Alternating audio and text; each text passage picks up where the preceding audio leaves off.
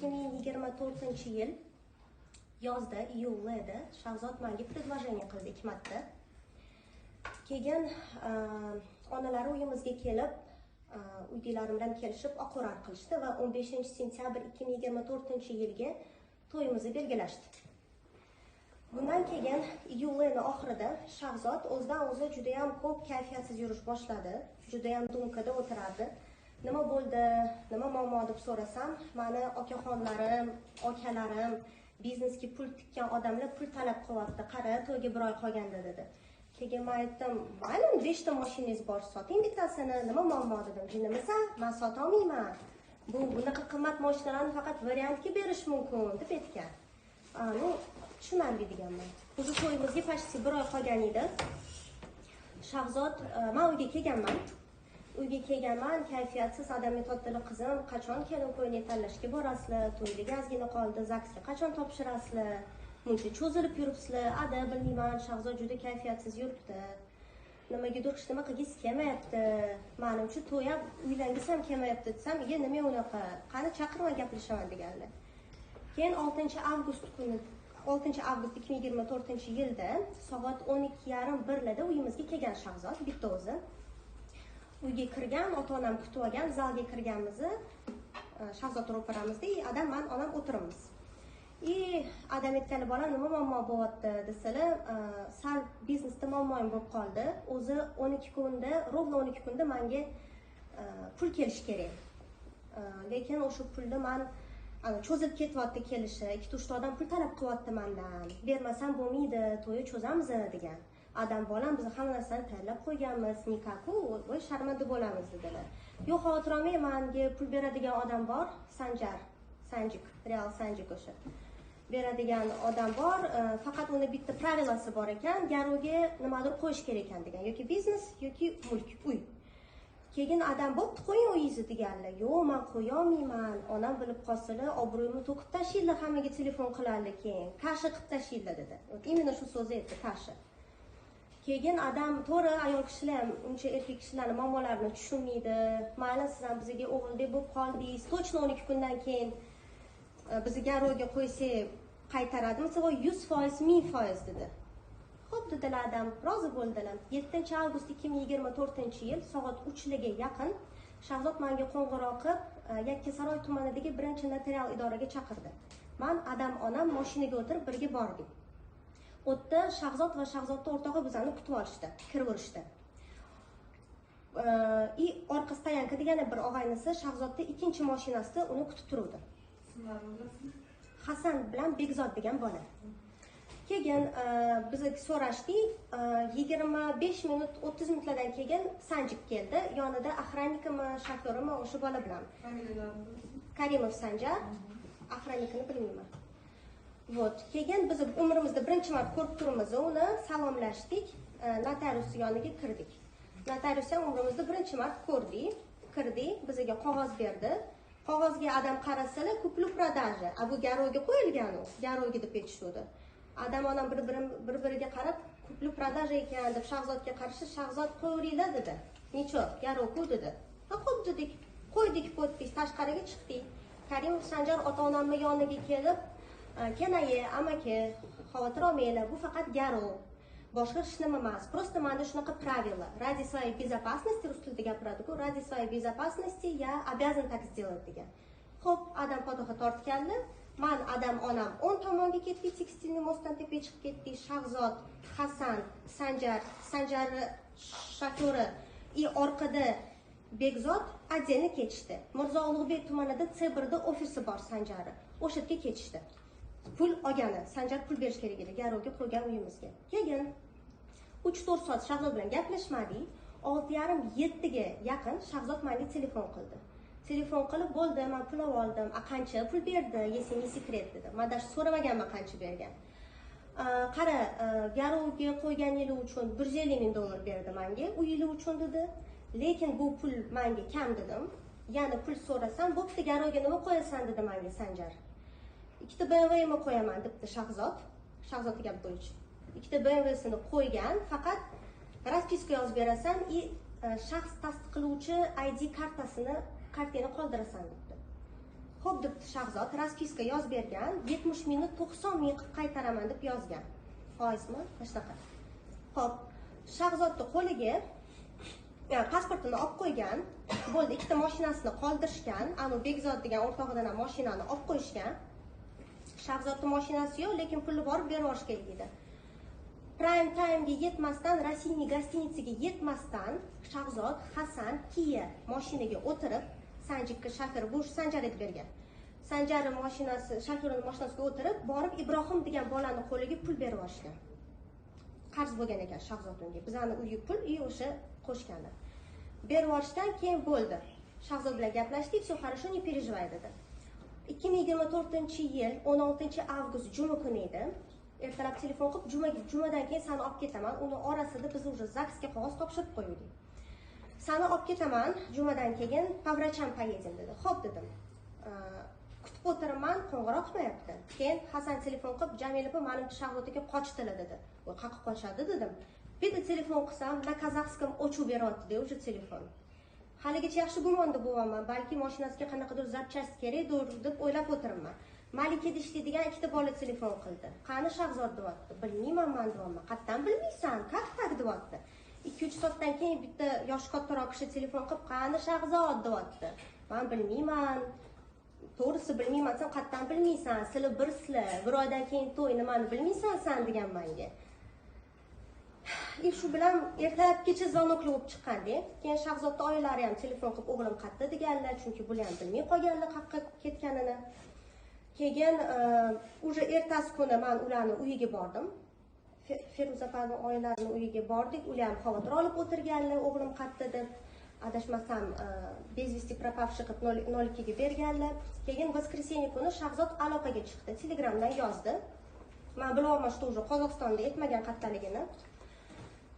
Men xotirama 3-4 kunda kelaman, Sanjar bilan gaplashib qo'ydim. Sanjar, u Karimov Sanjar u payt Amerikada edi.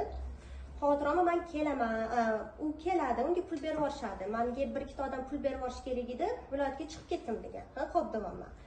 Parallelni 1000 ta odam menga yozib telefon qilib yozishibdi. Уже nomerim tarqagan hammaga. Hamma telefon qilib mendan so'rayapti, qayerda deb. Sen bilasan, 100% senga yetgan deb.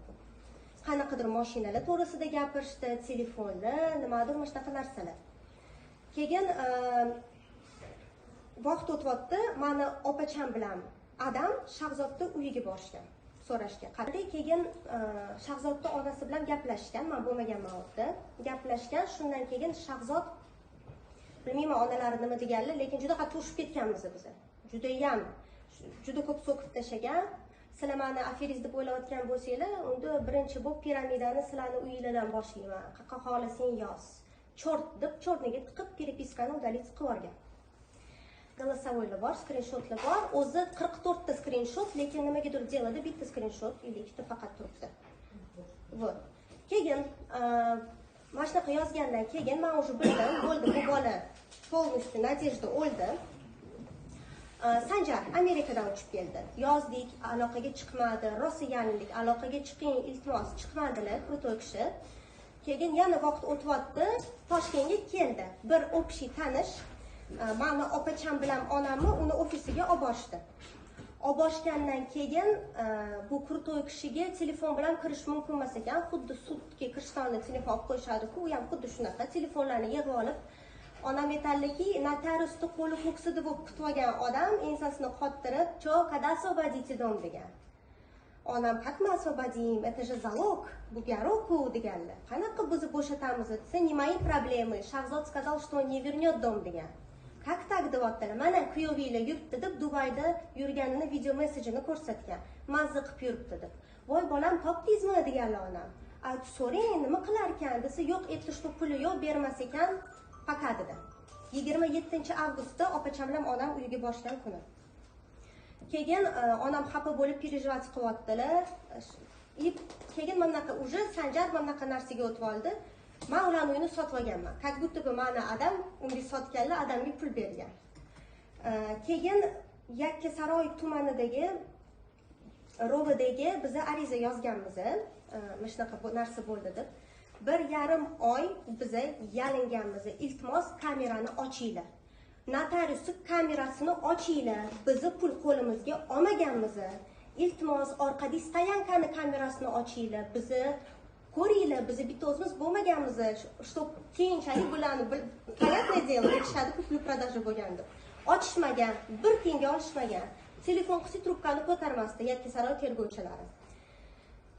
Keyin o'tda yana bitta narsa, 6 sentyabrda delo ochilgan bo'lsa, 30 sentyabrda zaявка berishgan uyi zapret qo'yishga, lekin 4-oktyabrda zapret qo'yilgan. Uni orasida Sanjar Karimov bizani uyimizni 3-shaxsga o'tkazib yuborgan, o'zini amakisinimi, ammasini o'g'lini nomiga. Nimaga? Suvdan quruv chiqish uchun, bu o'yindan chiqib ketish uchun. Keyin o'tda tergov Yakkasaroy tumanida tergov bo'layotgan paytda biz juda o'ylab o'tirganmiz, bu Shahzod plan qilganmi, meni uxlatib ketishga uyga yoki shunaqa bo'lib qoldimi? Chunki baribir men ancha gaplashganman, tanirdim, unchalik yomon odam emas edi. Keyin o'ylab o'tirsak, men bir narsani esladim. 2022-yil, 2023-yil juda anomal sovuq bo'lgan. O'sha paytda biz buvimnikida turardik, Shahzod bilardi, что uyimiz sovuq. Uylarni sotib dom olmaysizlarmi undan ko'ra degan. Meni og'aynim bor, Hasanning o'rtog'i bor, realtor. O'sha bilan borib uylarni tez sotishga yordam berib yoradi deb aytgan. Keyin men onamga aytganman, "Ладно, папе не говори", degan anuna qiladi-ku, u odam juda ham bizning uyimizni yaxshi ko'radi, chunki men rasm yopib ketaversin, baribir qishda nikto не будет покупать degan. Hasan bilan og'aynisi uyimizga kelib rasm yopib ketishgan, nikoy to'liq bo'lmagan baribir. Shuni tergovchiga aytib berganimda, bu tipi ishga aloqasi yo'q buni. Причем тут sizlarning uyinglar, причем тут 3 yil oldingi narsa degan. Buni ham inobatga olishmagan. Keyin bizning notariusimiz 2021-yilda jinoiy ish ochilgan ularga ham. Sudlanganlar 168-228-modda bilan za подделка dokumentov. Bu bizning notariusimiz. Nimaga aynan bu notariusga bizani olib borishdi, men bilmayman. Bilarmi deylik buni yo'qmi? Keyin Shahzodni may oyida Toshkentga, O'zbekistonga olib kirishdi. Tutishdi, Dubayda olib kelishdi. Opachamlar meni tergovga chaqirishdi. Tergovga kirish Mirzo Ulug'bek tumaniga, ROVDsiga. O'tiramiz opacham bilan koridorda, и вдруг bo'ybaland bitta kishi chiqyapti-da. "Allo, Sanjik, брат, не переживай, все нормально. Да тут фигня, придешь, дашь показания и уйдешь, ничего страшного", deyapti. Opacham bilan bir-birimizga qarab, "Что-то странно" dedik. Keyin birinchi bo'lib opacham tergovga kirib ketdilar-da. Keyin chiqib menga qaradilar-da, "Shahzodni advokati ekan bu Timur Aziz Taftamushev" dedilar. Keyin Instagramga kirib qarasak, bu advokat Real Sanjikning og'aynisi. Hattoki Ashab Tamayev bloger kelganda sud tergov jarayonidan keyin borib birga kutib olishgan. Prosta bir-biriga gaplarni передавать qilish uchun. Biz bilan Sanjarda yuzlashtiruv bo'lmagan. Shahzod bilan yuzlashtiruv bo'lganda kamerani ochib qarasanglar bo'ladi. Boshimning tepasida 4 ta kamera bor edi. Yuzlashtiruv paytida aldayman, ilojim yo'q, shunaqa gapirishim kerak degan. 2-3 marta показаниясini almashtirgan. To qanaqadir bevaydi odamga va'da berganman deydi, to meni tanimayman deydi, to yaxshi ham перепискаlar bor ekan. Yaxshi ham. Keyin уже Sanjar bilan tergov qilishmagan, Sanjar hech qachon kelmasdi. Hech qachon mensimasdi bu narsalarni, advokatini jo'nataverardi. Shahzod bilan yuzlashtiruv bo'lganda bir xil показания berish boshlashdi. Qanaqadir qora paket, prosta Shahzod odamga taklif qilgan uy sotishi, odam sotib olgan ekanlar, hamma tipi rozi bo'lib, baxtli bo'lib ketgan. Endi bizni pochkamiz kelmayotgan ekan. Prosta shu taktikaga o'tib olishgan. Keyin ishimiz уже sudgacha yetib bordi. Ikkita sud bo'ldi, ikkinchisida gapira olmadim. Uni orasida уже nohaqlik bo'vergandan qarasam Sanjar уже vashi suxoy chiqib ketyapti suvdan. Men videoda chiqishga majbur bo'ldim. Va 3 millionlik odam degan klichka oldim. Sanjar kim aralashmasa telefon qilib yo'q qiladi. "O, Sanjar Karimovmi? Uzr, delo ocha olmaymiz." "Oy, Sanjar Karimovmi? Uzr, delo ocha olmaymiz." Hamma yo'qda shunaqa. Askarbiz qildi, tuhmat qildi. Men notariusda $240,000 berganman dadasiga. Mamlaqa qilib sanab olganlar deydi. Qatti ko'rgansizlar $240,000 mamlaqa sanalishini. Qatti. bir bankni berganman deydi, bir qo'liga berganman deydi. Mechtatel. Hozir ham men tashqarida o'tiribman, Hasan bilan chiqib ketdik. Hasan edi sudda dedi Sanjar. Hozir gijigichlatib ugroza qilib aytib qo'ying. Hozir yana nimadir deyapti. Chunki bu bola juda ham yaxshi ko'radi ugrozalar qilishni. Hattoki blogerlar meni yonimga olib chiqqan. Hammasi menga yozardi, "Uzr, Sanjar odamlari chiqdi" deb. Hamma, absolutno. Meni haqoratlaganiga hamma yo'lga yozdim. Tuhmatligini dokazatsiyam qilib berdim. Haligacha dokazatsiyam qilib bera olmayman. Har bir gapirayotgan gapimda meni yolg'on yo'q.